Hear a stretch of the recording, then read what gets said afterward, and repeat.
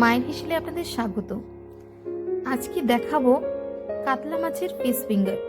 বাড়িতে গেস্ট এসছে অথবা পেটি অথবা লেজার পিস বেঁচে গেছে, তাহলে কি করবেন? মাছের পিসগুলো ভালো করে ধুয়ে নিন। তারপরে গ্যাসে গরম জল বসিয়ে তার মধ্যে মাছগুলো দিয়ে তাতে অল্প লবণ এবং হলুদ দিয়ে সেদ্ধ করতে দিন। দেখুন মাছ ফুটতে শুরু করেছে, সেদ্ধ হতে তো বেশি সময় লাগে না। এবার মাছগুলোকে তুলে নিয়ে কাঁটাগুলো বেছে ফেলে দেব। এই দেখুন, এইবারে কড়াইতে 1 চামচ মতো তেল দেব। তাতে দিয়ে দেব সরু সরু করে কেটে নেওয়া পেঁয়াজ কুচি, লঙ্কা কুচি, অল্প লবণ, চিনি, আদা বাটা, টমেটো পেস্ট খুবই সামান্য, রসুন বাটা, হলুদ গুঁড়ো, গরম মশলার গুঁড়ো। আর আমি 3 টুকরো সেদ্ধ আলু ম্যাশ করে দিয়ে দিয়েছি। এরপরে দিয়ে দিচ্ছি সেদ্ধ করা মাছটা, ভালো করে নেড়ে নিন। আর দিলাম ধনেপাতা কুচি।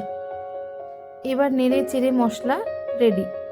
এবার মশলাটা ঠান্ডা হলে সেগুলো থেকে লম্বা লম্বা ফিশ ফিঙ্গারের আকারে গড়ে নেব।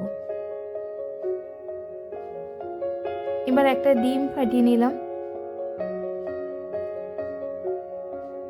তাতে অল্প লবণ দেব, ডিমটা ভালো করে ফেটিয়ে নেব। এবার ফিশ ফিঙ্গারগুলো নিয়ে একবার ডিমের গোলায় চুববো, তারপরে ব্রেড ক্রাম্বসে, তারপরে আবার ডিমের গোলায়, তারপরে ব্রেড ক্রাম্বসে, এভাবে ডবল কোট করে নেব। একে একে প্রত্যেকটা ফিশ ফিঙ্গার আমি রেডি করে নিচ্ছি।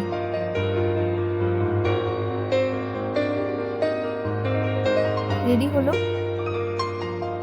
এরপর কড়াইতে সাদা তেল দিয়ে ফিশ ফিঙ্গারগুলো মিডিয়াম ফ্লেমে একে একে ভেজে নেব।